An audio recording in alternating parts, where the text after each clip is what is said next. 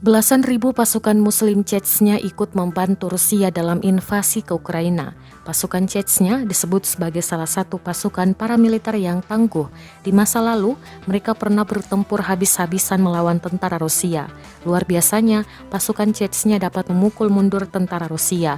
Pasukan Chechnya disebut memiliki sejumlah taktik untuk menang di medan perang.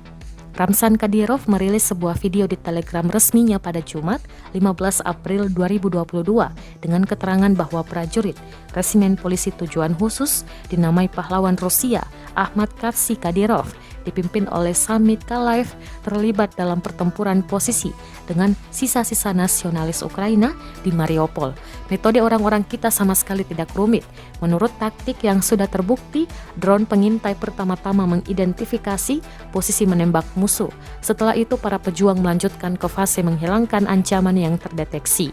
Pelaksanaan tugas yang diberikan selangkah demi selangkah seperti itu berkontribusi pada penghancuran musuh yang paling cepat dan memungkinkan untuk meniadakan kerugian di antara personel.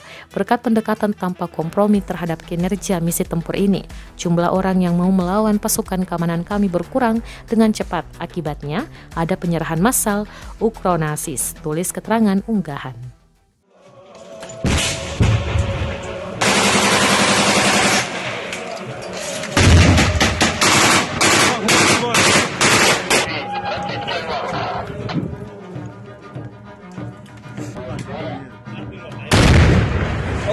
الله أكبر.